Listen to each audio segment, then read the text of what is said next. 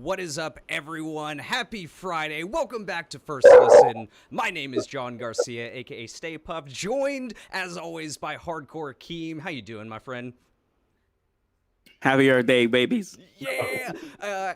And joining us today from their new album, It's Time to Rise from the Grave, Rochester's own Undeath. Gentlemen, how are you doing today? Great! Doing good, buddy. How are you? Doing fucking fantastic. Living the dream. It's Friday. Payday for some people, probably. Let's get ready to party, I guess. Let's do it. You said it.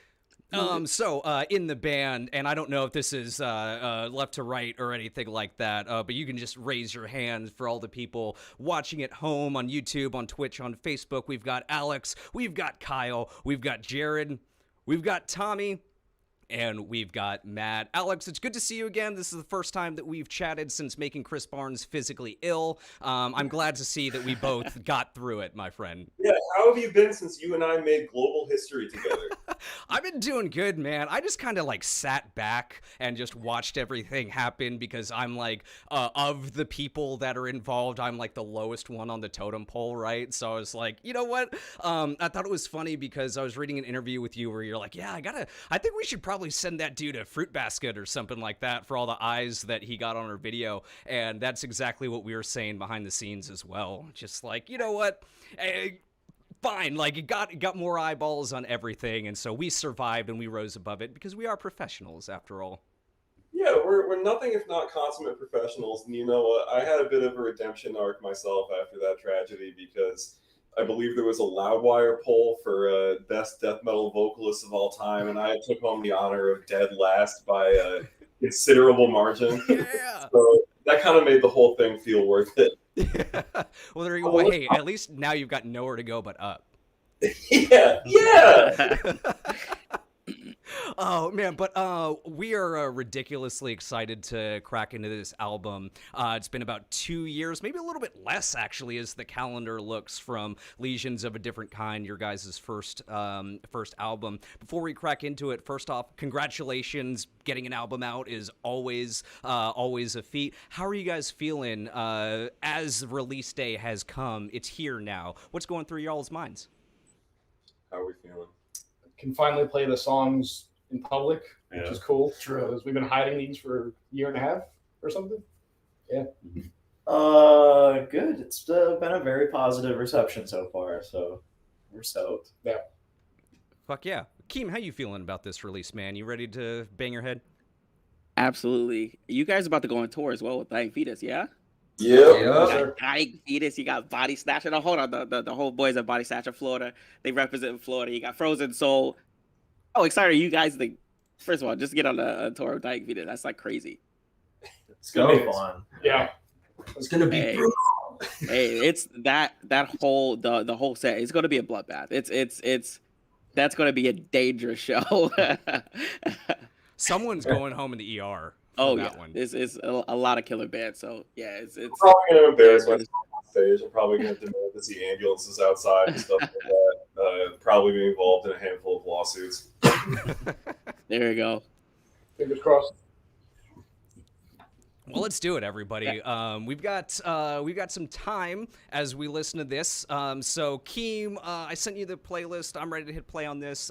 Do it. Guys in Undeath, we usually just do a 3, 2, 1 countdown, hit play, and then just kind of sit back, enjoy the tunes, have some awkward silence as nobody's sure whether to talk over certain riffs or whether to just like let the music play. It's all tradition over here. It's all real good fun. So let's do it, everybody. Without further ado, this is the brand new record from Undeath. It's called It's Time to Rise from the Grave. And let's do this, Keem, here in 3, 2, 1, play!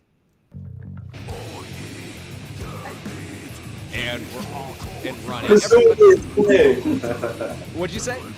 I said presumably it's playing. Yeah, it is. I can hear it in my headphones. Everybody in the chat, let me know how the levels are. We usually have to figure everything out for the first couple of little bits.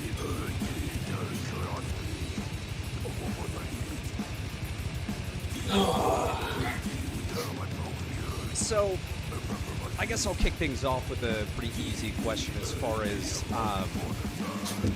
you guys have only been around since about 2019, right? That's when the what's the name of the dog? Sorry, I'm interrupting myself. What the dog doing? What the dog do? Sokka. Sako? Sokka. Sako. Like Mr. Sako, mankind. Psycho. Oh, you said psycho. Psycho. No, Sokka. S-A-K-A? Yeah. Oh, Sokka. Like Avatar. Yeah. Oh, okay. That's funny. Sako is the star of the show so far. No, guys, I was just gonna ask, like, you guys had a demo come out in 2019, got picked up by Prosthetic Records, debut album came out a couple of years ago, and now you're back with a follow-up. How much did your expectations change coming into this album after seeing how well your debut was received? I mean, I don't really know if we necessarily have expectations of how they're going to be received. We literally had no idea that Legions was going to, like, make any sort of splash. Yeah. I mean, like, I think it's a fine record or whatever, but I don't know. It's really cool. Yeah. Ask and answer. Yeah, and like that's, you know, I guess to follow up on that as well, like I think, you know, for you guys not knowing how that was going to be received is part of that, right? Because it comes out, it does really well, you guys are on the map from that, and now following up after that, did you guys have conversations as far as like where you wanted to take the band or what you wanted to do, or were you just kind of focused on doing your own shit? Both, I guess, right? I mean, it's like, I feel like we're always talking about. yeah, where are we gonna, yeah, what you want, yeah, like what the roadmap forward is, and like we wanna, you know, like what kind of compositions we wanna have and shit like that. Yeah, that shit's not important. Definitely not lost on this or something, whatever. Yeah. Conversation always seemed more music based, and not so much in terms of like we want to do big tours. Of course, if they come to us, we'll do them. But it seemed more like tightening up the formula, so to speak. And then from there, just more opportunities came, and we're happy to have them. Yeah, because that's something I've seen you guys mention a few times in a couple of different interviews talking about this, as far as wanted to do like a verse, chorus, verse kind of like song structure, and I guess for lack of a better term, simplify everything, streamline it so that you know, you've got hooks and impactful parts and everything like that. And I feel like that kind of goes into those like musical direction conversations. Am I right? Yeah. Absolutely. That is probably like the most of our conversations or like shit like that. Like, you know, I don't know.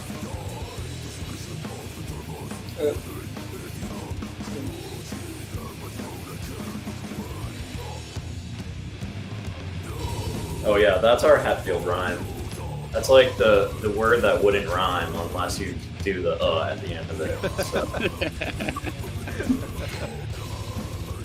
What's up, Chocolate Raccoon? What's up, Flawless V? Nice to see you. Welcome. We're listening to It's Time to Rise from the Grave by Undeath right now. It just came out today. I think a lot of inspiration from James Hetfield. James, as I like to call him. On a first-name basis. Papa Hat. My favorite, it's probably a good time for me to talk about my favorite James Hetfield Instagram post. I love when they played Buffalo, and James Hetfield's like a photo backstage of him pointing a rock hand at two lone buffalo wings, and the caption was just "Thanks." Good to see you. What else needs to be said? Nothing. That's the guy that wrote Blackened. You know, he can do whatever he wants. Exactly. I was gonna say, I mean, like having James Hetfield as inspiration is not a bad. Like we all do. I feel like we just like want to live our lives like James Hetfield. Always, especially in terms of like tiny glasses. Yeah. Getting wasted. Getting with Dave Mustaine. Getting screamed at. Catching on fire. Going to therapy. Making a funny movie. Next movie of all time. I just watched some kind of monster recently. So did you. Did you really? Yeah. What's your favorite part? My favorite part, I love it when they go to Jason Newsted's show. Yes, Echo Brain. He just Yeah, gets so salty. And Lawrence is like wasted, and he's like, Echo Brain is the future. Yeah. Metallica is the past. I also love like Lars's like real tantrum during auto therapy sessions. It's awesome. When he yells fuck. Yeah, yeah. I could probably spend the next 30 minutes talking about my favorite moments, but what kind of ones I want. Why don't? Yeah, I don't know. I've seen a drinking game going around that says take a drink anytime that the therapist changes sweaters. You get pretty drunk after about like halfway through the movie. That guy is awesome. He's probably the craziest one out of all of them. Yeah, he really He's is. not a therapist. Yeah, he's not. He worked with, well, I don't know, maybe he is a licensed therapist now, but I think at the time, like, his, oh, here comes the big hit. Anyways. His claim to fame was that he worked with, like NFL teams. Yeah. Oh, yeah. And he just, like, made sure the players got along. Dog is in the mosh pit. I'm gonna mosh him right now. Do it. I have a like a 17-pound corgi that just loves getting tossed around. The mosh all the time. Just push her. I'm just gonna fuck it. I'm gonna break your head off, son. You get banned from Twitch from killing a dog. Not Fest is ruined, sorry. Would We be killed the pretty dog. brutal. No, we don't kill dogs over here.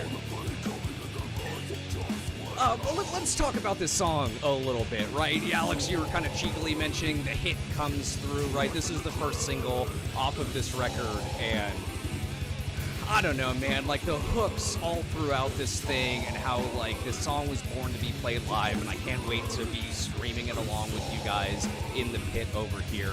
Can you take us through, like, kind of how this song developed and how we got to this right here? Alright, actually the gallop riff from the verse was the very first riff, and actually that riff has been around since like second demo. It just never got a place in the track. And it used to be up an octave as well, and so that was sort of like the beginning. And then I think that actually the chorus originally was the pre-chorus riff, like part. And then the chorus riff didn't come about until after we had even like maybe structured the whole song, but like I just wrote this riff back in the day, and I was like, this is a dope riff that like isn't a bull thrower riff, I'm pretty sure, and like, well, it's like a little more atonal than like a bull thrower riff, so too. But We'll have to get back to it. yeah,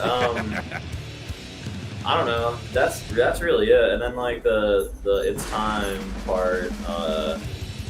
I'm not sure. I love when choruses start with like a really like commanding like couple words like, you know, it's time or whatever, or now and imply again. There was 2 songs in this album. The chorus starts with "It's time." That's also true. It's time to begin the funeral within. So yeah, a little oversight. Notice that now all of a sudden. A little too much cushion, but no, that's really about it. And I don't know, like, you know, it's got like the galloping ideas and shit, and so like this lead just seemed, you know, like having a harmonized like guitar solo or guitar lead there just seemed right. Yeah, you know what it reminds me of, guys? You know, did you ever see that Looney Tunes cartoon where Sylvester is chasing Tweety, and Tweety drinks that like monster potion and becomes this like big ol' hulking bird that's like 7 foot tall? It's like if you gave Maiden that is what this song reminds me of. Wow. I saw someone describe it as Cannibal Corpse playing Maiden B-side. Yeah. That's funny, yeah. I can hear that. Good. Yeah, I love the layered vocals on this. Like, there's layers that are guttural, but then there's layers where it's almost like Alex is just shouting. You know? That's true. That's definitely something that we went into this album knowing we wanted to do more of, is like the like layered vocal approach and sort of even like self like hype man shit like Necrobionics. Yeah. I don't know. On this track, yeah. Yeah, this one, yeah. Some of the most fun we had, or I had, at least in the studio, is watching Alex get to like stretch out. So I know on Legions he was a little bit more I guess, kind of straight business. This time we got to experiment a little bit with it, so it was cool watching where the placement was and all that kind of stuff. Yeah, totally. It was cool. You guys in the studio. That helps. Oh yeah. Last when we recorded Legions, I just recorded all the vocals in my apartment with Kyle. So it was a way different process, and then this one I actually got to be in the studio with everybody, and I had said from pretty much the end of recording Legions to the next album, whatever that ended up looking like, I wanted to do more layered, higher vocals, and I'm glad that we got to do that. Yeah, I love hearing that. And you guys mentioned something as well that I think is really evident when you listen to your music. That's fun. Like, you can just tell that you guys love what you're doing and you guys are having fun with the songs and the genre and just everything that you do. And I think it really comes across in this album specifically.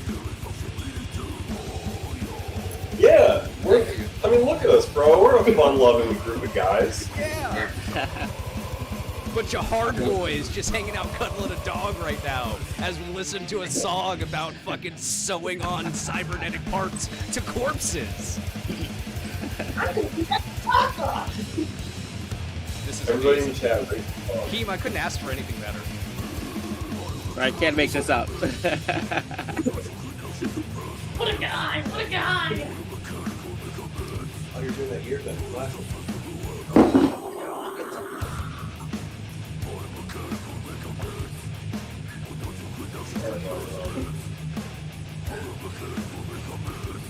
Something on my hand is delicious. So you do the chat stance at this right here. You just puff out your chest. Let the testosterone fill you.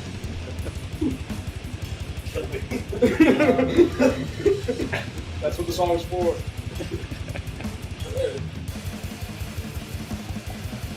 So are we getting a Sokka guest spot on the third album? Yes. Whisper in my ear.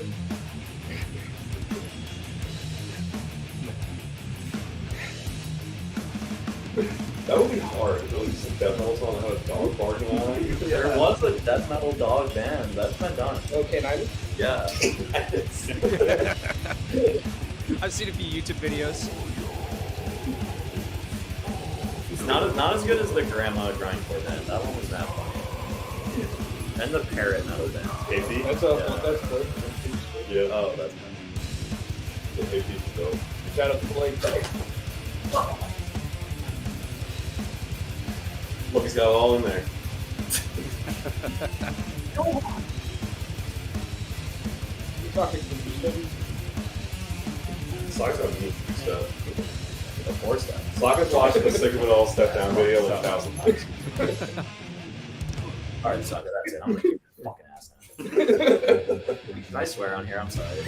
Yeah, no, absolutely. We've had worse. Okay, now we're on the final song of side A. Yep. An old song. An old song. I was going to ask about this actually, because this is on the original demo, right? The 19 demo. 17. Yep, Second demo. Okay. What was the thought process for bringing this song back around this time? It's like one of our most popular ones, and it's like one of the best ones of our older songs, I think. So It also connects somewhat lyrically to Necrobionics, the track before, which is also why we put them like together. Necrobionics. It's like a continued story. Yeah, definitely. It's a song. Yeah, it's kind of our Dream Theater moment. Also, another thing too is that I like. I think the song really contrasts with the rest of the record because it's not really a verse chorus song. Yeah, it's cool. You know, when we recorded this one, this was at our old practice space. You know, like we recorded the rest of Setting and Catholicism on. So I think it was cool just to give this one like an actual proper studio recording. Yeah, I listened to both versions earlier today just to kind of compare them, and you really get that beginning riff. You get that extra punch that comes through. Like, it still sounds right, like it was just unearthed from like an old, centuries-old grave or whatever. But it has that nice polish on it, I think. So it still stinks, but it's like a good type of stink. That's us. That's how you describe Undeath.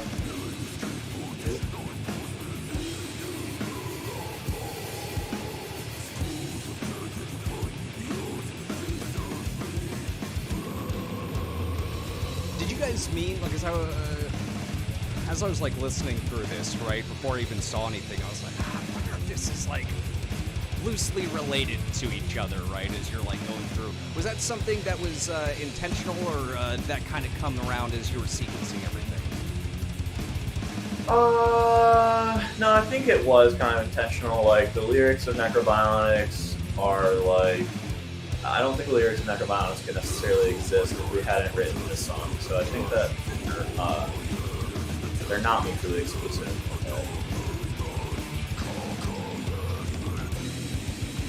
Oh, one of our most played songs was.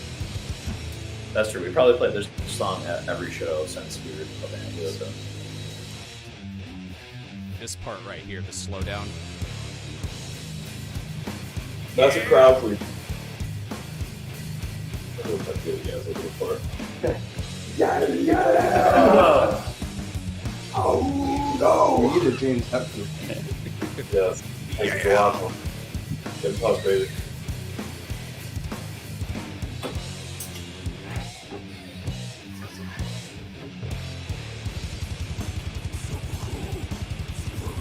Tommy, by the way, man, gotta say, I love hearing the bass punctuate through the mix as well. Like, I really, really think that that's a really cool standout.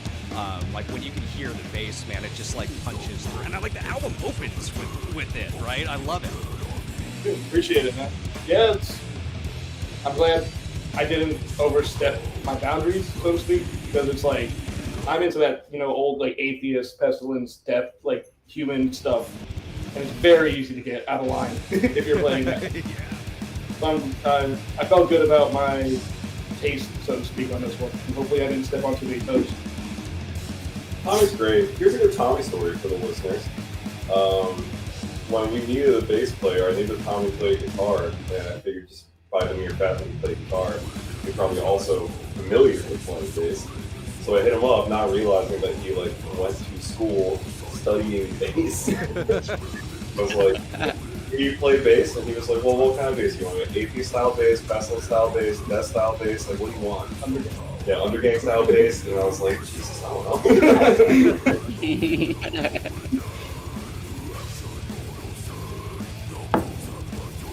We're on side B now, officially, everybody. Yes, the beginning of this song is kind of our little Lord Angel tribute moment. With the starting in reverse, just like alters.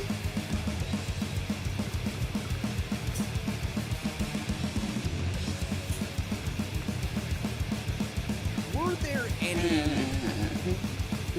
inspirations on this album that you took that may not be either like something you took before or a surprise to people that might be listening to it? It's like, was there anything that you were listening to in the periphery that was weird as fuck that like made it in here? I always like to ask this question.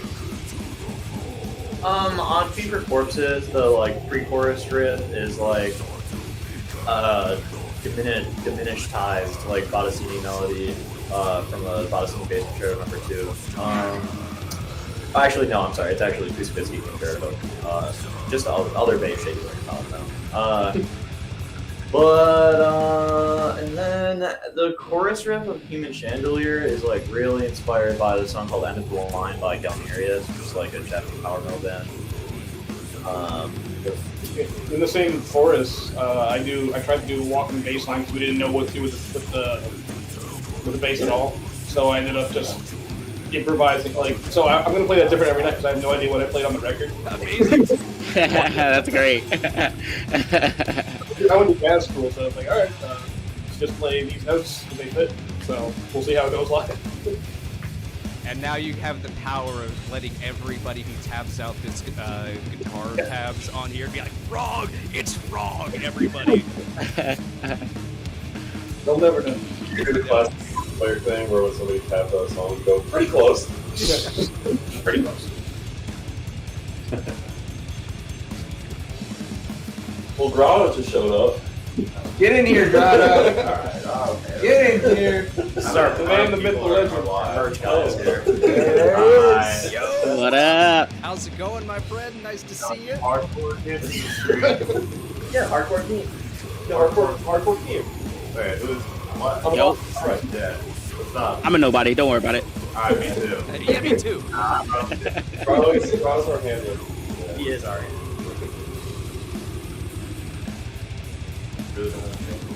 I'll go good.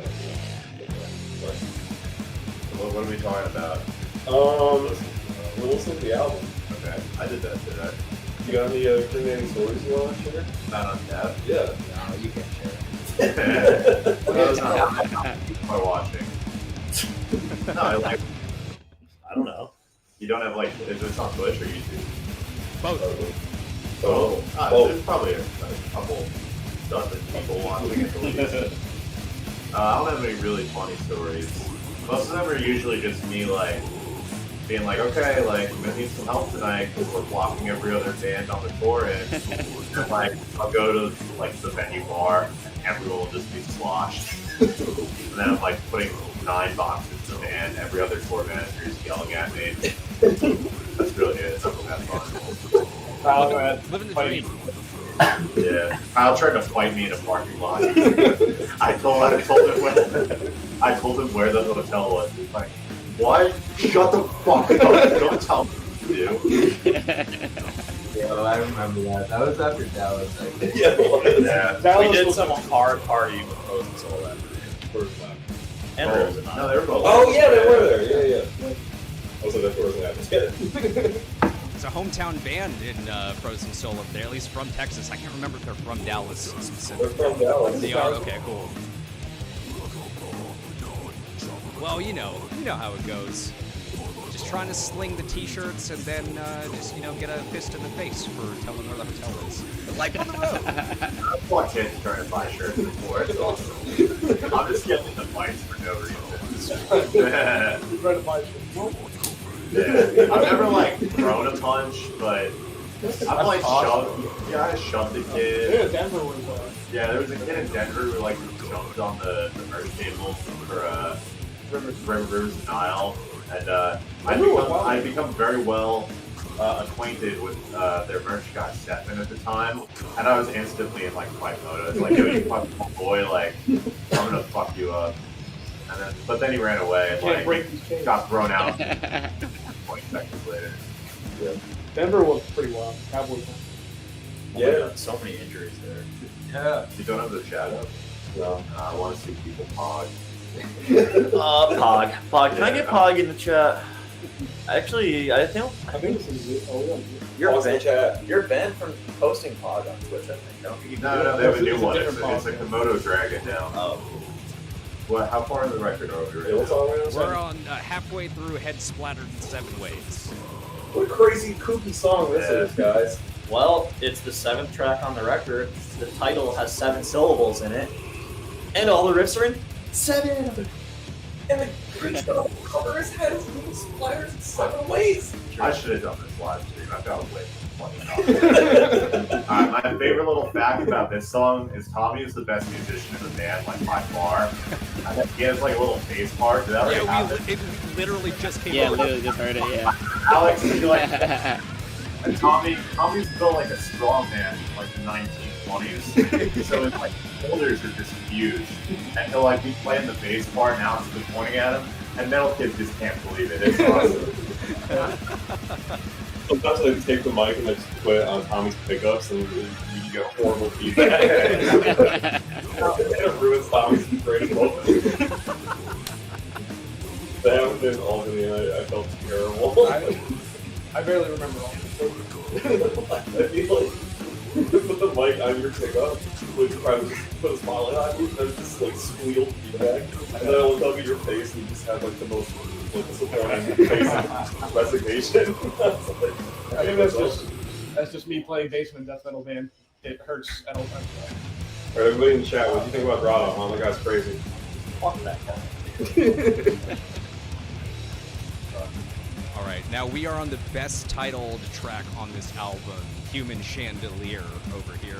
Y'all, I don't have any, I don't have a beat on Human Bones or anything like that, because I'm not psycho, but I do know a dude who puts together bone lamps from, like, deer, cow, like, things like that. If you were ever interested in getting an actual bone chandelier for your shows, I know a guy. Ooh. Give me a long pick.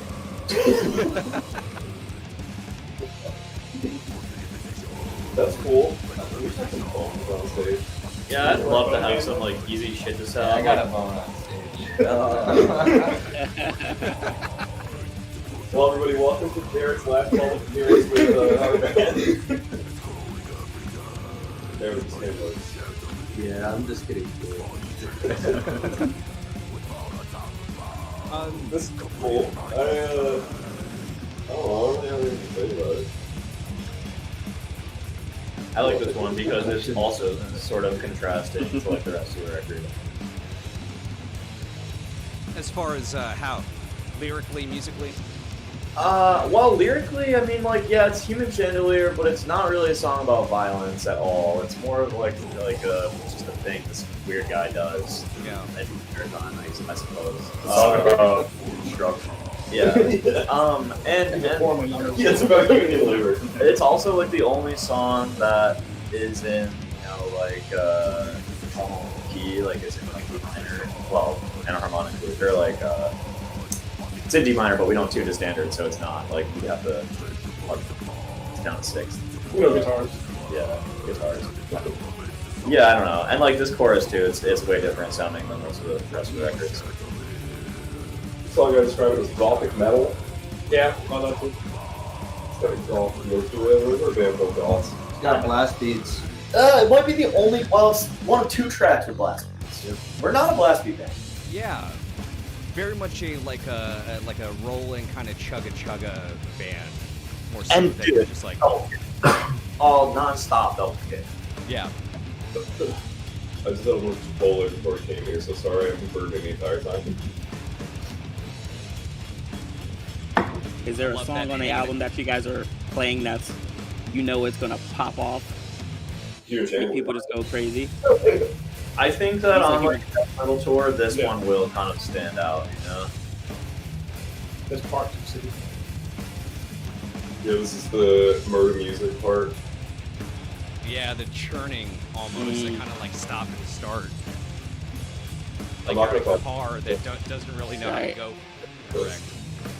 Right, you're not saying anything, you're just looking beat on stage, you're like, you, take his head off. Yeah, Put the fuck mic up to yeah. that. The drum fill on that part we just listened to, that's so fucking sick. It's my favorite Matt moment on the record, where he kind of, you described it better than me last night, where he like stops playing on the 1 and stops playing on the 2 and 4 and starts playing on the 1 and 3 for like a second. It's like, put it in technical terms. Drums. If you feel me in the chat, what's the thumbs up? Oilers.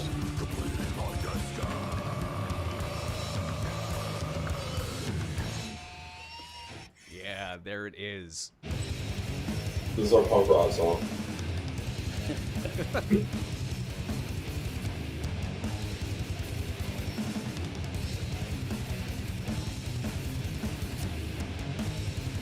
I wanted to ask you guys about your music videos real quick, too, because I think that this is probably the first time that you guys have, like, a set schedule of, like, a whole bunch of music videos that you're filming and getting in. How did you find that process? Because at least with the, the head splattered in 7 ways video, classic, I think maybe one of the first times I've seen an entire death metal band wearing white, right? Which then it got defiled by all the waves and buckets of blood going over there. It looked like you guys were, like, having a shit ton of fun doing that. So I'm curious, like, what your experience was with this album cycle. It snowed 14 inches that day. Oh no! Yeah. Yeah, it was a huge blizzard. Well, it's like we filmed that over at this place called McCann's Meat Market, which sadly is closing, unfortunately now. But it's just like a straight like farm to table type place. Like they buy local farms and they butcher shit, and I don't know. They're fans of the band over there. Kevin is like the metal guy, and I don't know. We just fucking hung out and drank beers all day and fucking played metal. Yeah. Recording music videos is awesome. You don't have to really. It's like, wait a Is second. he in the music video? Is he the? He is. Yep. He's a He big is? one. Oh, that's awesome. Yeah, it was kind of scary at points. I thought that he wasn't Butcher T. It's like this dude actually wanted to Right. Butcher and package it if he didn't do it. This part reminds me of Cannibal Corpse more than like anything else on the record. This is the last thing we watched. Yeah, it is. It's just Kingles. I George.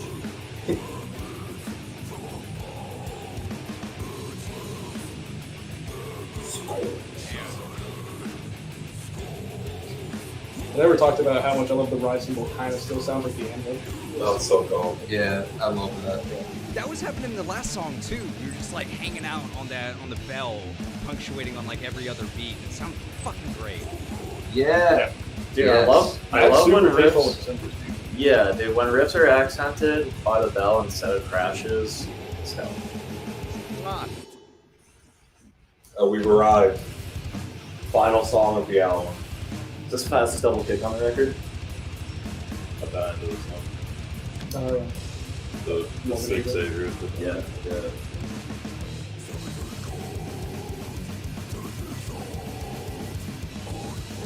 Oh my god. I love how, like, what I've found spinning this album is that the length is just perfect, right? You don't overstay your welcome. It's not too short, but it's easily to just like, all right, well, that's over. I'm going to spin it again.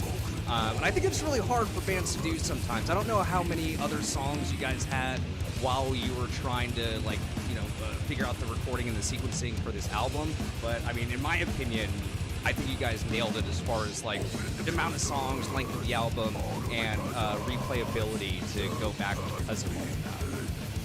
Appreciate it. Thank you. Yeah. I've always said, like, we've all here been doing DIY stuff for a while, and like, you always, I think, like, err on the side of a short set. You want to leave them wanting more, you know. So if you overstay your welcome, people will be like, all right, I feel exhausted now. I don't want to, like. But if it's under what people expect, then they want to check it out again.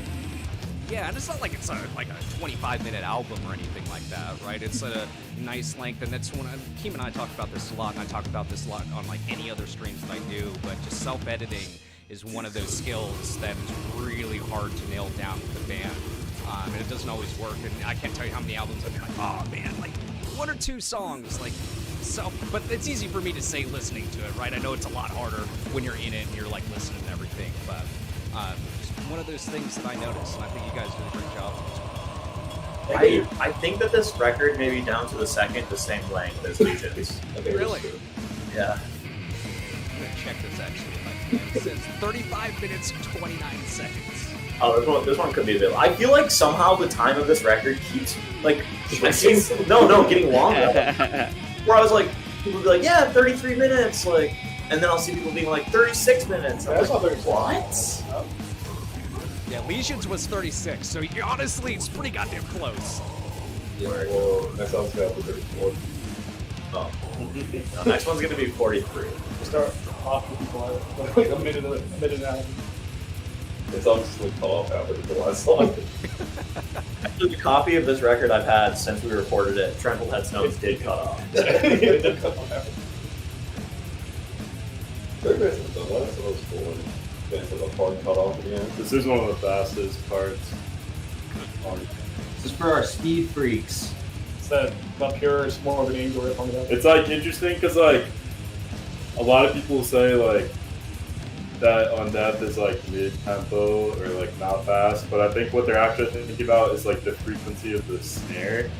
Even though the snare is not like hitting like like blast beats all the time, it's like it's still like actually extremely fast, like tram picking and like. I don't think there's a single riff on this record that's under 200 BPM. Yeah. Which is pretty fast. But because the snare writing is in like, triplet 16, it's just so much.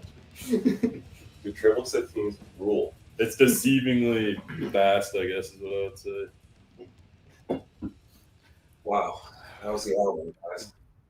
There it is, everybody. As quickly as it came, it's gone. It's time to rise from the grave. Keem, what'd you think? Good album, fast pace. I know this is gonna pop off live. This is definitely gonna pop off live. Especially this tour. Yeah, I feel like this tour is perfect for you guys. Yeah, this is gonna be great. This is gonna be great. You guys coming to Florida? I say you guys coming to Florida? Oh yeah. Jacksonville, Jacksonville, Fort Lauderdale. Yeah. Gee, oh yeah. Definitely got to come. I'm definitely got to pop out. You'll You'll be like, wait a minute, I saw you. You gonna see me just driving ripping for somebody's that head off? You're on the list, bro. You're already on the list. I already put you on. That's hardcore Keem. Hardcore Keem's actually guest listed at every show we play. I just didn't know until now. I haven't seen you in Fort Wayne, Indiana, man. Yeah, you gotta quit your job. That's right. Oh man, y'all.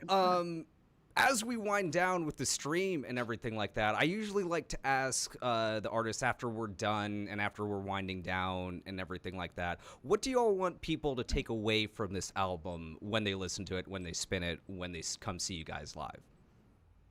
I want them to take away the hooks, the choruses.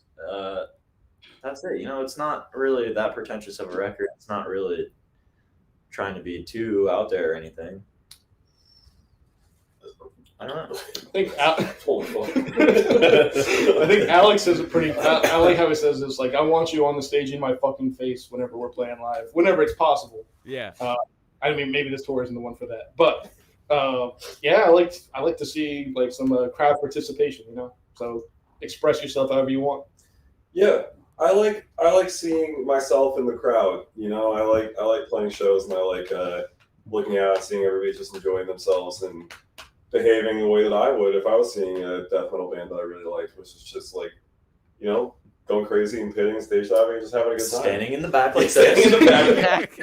I'll take 2 beers so I don't have to go to the bar every time. Practice your windmill. Moving further back in the room every band. No, but I just want to have a good time and enjoy themselves, whether they're seeing us live or listening to us on record. That's what it's all about for me. I don't know. Yeah. Yeah, and I think that's so important. And one of the things that has drawn me to you guys, you know, personally, in my opinion, has just been the fact that, you know, you wear your influences on your sleeve without it feeling like a rehash, right? And it just sounds like you love death metal. And like when you get out there and we listen to this and it goes through in 35 minutes, it's just a rip-roaring good time, which is like, what the fuck? This is what it's supposed to be, in my opinion. So fucking congrats on the album, everybody. I'm sure that we'll be talking about it for many more months, and I'm sure we'll even be talking about it towards the end of the year as well. But I think you guys should be extremely proud of yourselves for this album that came out. Woo! Thank you, buddy. Appreciate it. Thanks for having us on. Yeah, no problem. Keem, do you have anything else for our friends in Undeath? Don't listen to for them, kill it on tour. For everybody else, go listen to the record. Just go support the boys. Yeah. So support them. You heard him, everybody. It's Time to Rise from the Grave is out today, right now on Prosthetic Records. Go pick it up. Go see Undeath on tour with everybody else. Make sure your health insurance is up to date, or at least you have the bank account credentials of someone with a lot more money than you, so you can get your medical bills paid for after you're done with that show. Everybody, for Undeath, for Hardcore Keem, I'm John Garcia, aka StayPuft. We'll see you next week, and you guys have a good night. All right, take it easy, all. Undeath, thank you guys for joining us today. Good night. Thank you.